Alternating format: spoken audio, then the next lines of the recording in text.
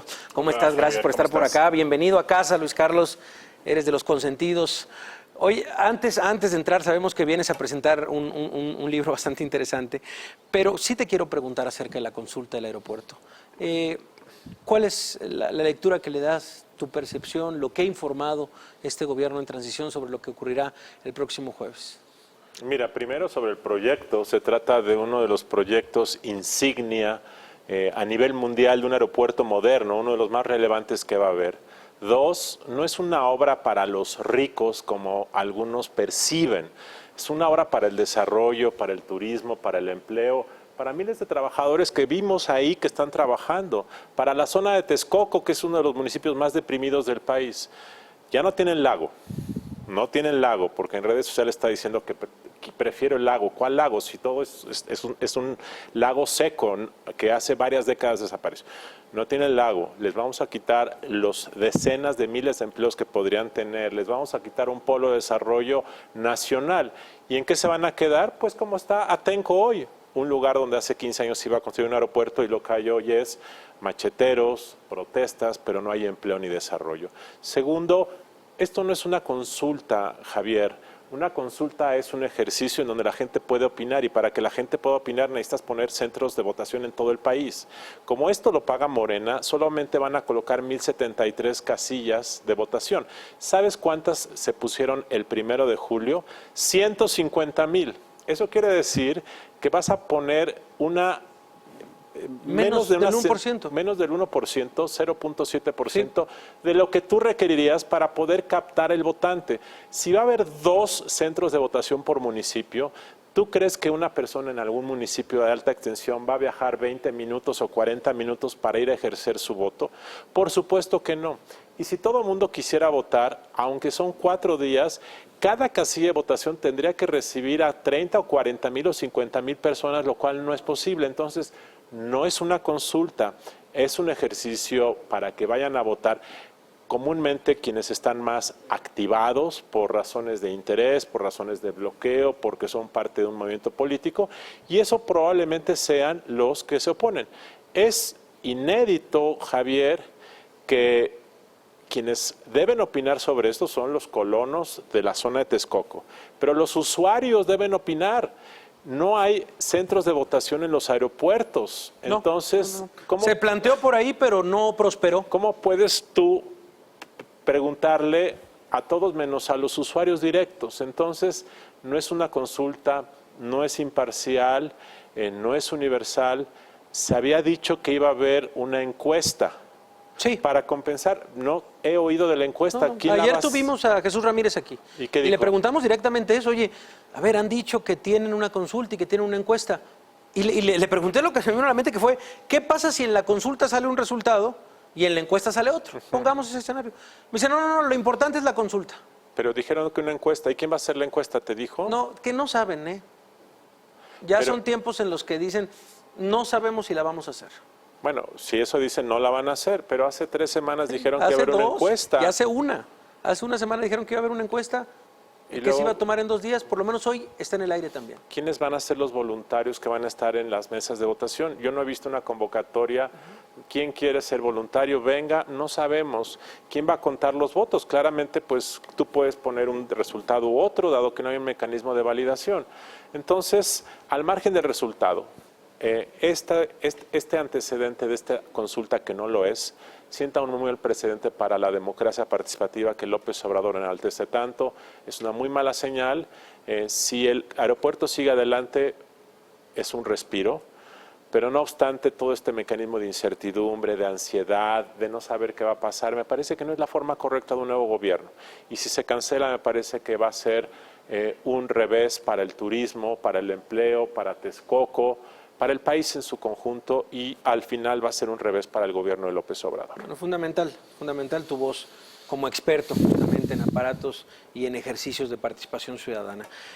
Hoy se presentó un libro muy interesante titulado La negociación política del presupuesto. Cuéntanos un poco del gran tema que viene, dando un paso adelante, hay que decirlo, Integralia, porque esto es lo que va a acaparar la agenda en en días. ¿Cómo va a ser esto? El presupuesto 2019, el presupuesto del primer año de gobierno de López Obrador. Mira, echamos un ojo a los últimos 21 años de cómo se ha negociado el presupuesto a partir de que el PRI pierde la hegemonía. Ajá.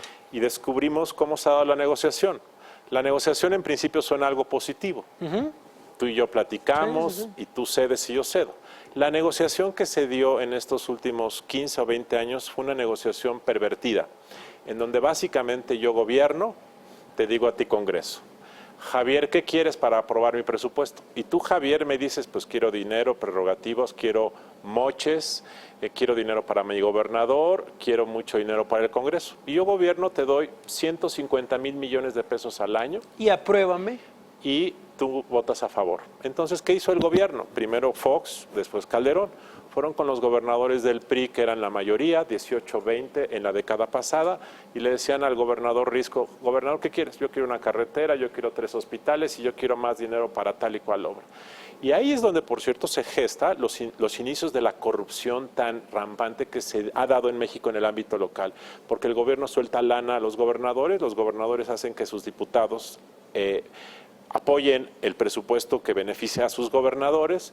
Los gobernadores no tienen contrapeso en sus entidades porque controlan al Congreso local, tienen mucho dinero, el gobierno federal no lo supervisa porque el gobierno federal quiere alianza con los gobernadores para su presupuesto y se genera un mecanismo de clientelismo presupuestario que es uno de las causas de la corrupción. Este fenómeno de gobernabilidad en esta administración se consolidó, se institucionalizó y se establecieron los llamados fondos de los moches. Sí. 10,000 millones de pesos, al menos al año, más otros fondos. Y yo te decía, yo gobierno, te digo, Javier, tú eres el coordinador del partido X. Aquí te van 3,000 o 4,000 millones, tú haz con ellos lo que quieras. Y tú, Javier, coordinador de tu grupo parlamentario, le dices a cada diputado va a tener 10 o 20 millones para hacer lo que quiera. Ese es el mecanismo.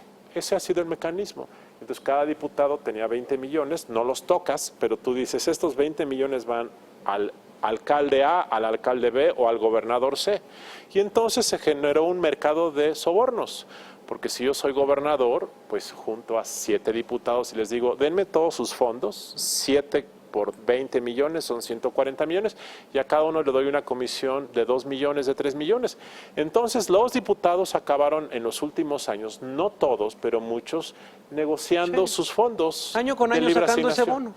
La pregunta ahora, y esto se narra en este libro con datos, se hicieron 40 entrevistas con gobernadores, exgobernadores, legisladores, secretarios de Hacienda, exsecretarios, con todo mundo.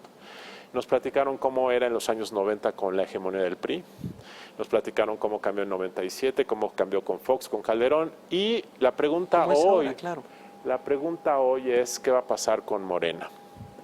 De alguna forma estamos haciendo una recreación del PRI anterior al 97. Sí, sin duda. Hegemónico. ¿Qué significa que un partido, que un gobierno tenga un respaldo hegemónico que no necesita negociar? Como no lo hacía el PRI. Entonces lo que proponga el presidente López Obrador puede ser lo que se apruebe casi en sus términos porque Morena tiene los votos. Esto tiene una ventaja y algunas desventajas. La ventaja es que ya no tengo que sobornarte a ti, Javier, diputado, para que votes por mí. Tengo los votos.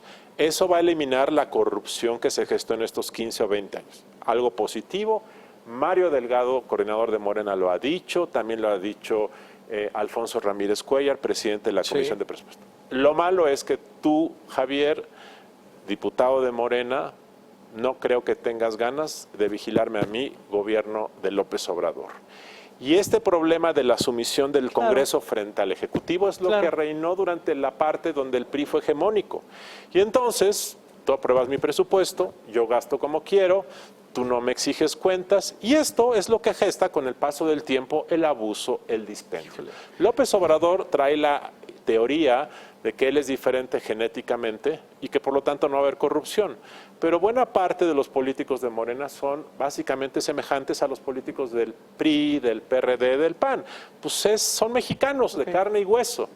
Y esta falta de contrapesos de un partido hegemónico que no revisa a su presidente porque siente que revisarlo es atacarlo, es la semilla de la autodestrucción de cualquier gobierno. Eso contribuyó a que el PRI abusara del poder y finalmente su destrucción. Dime que tienes alternativas de poder hacer algo ante el panorama.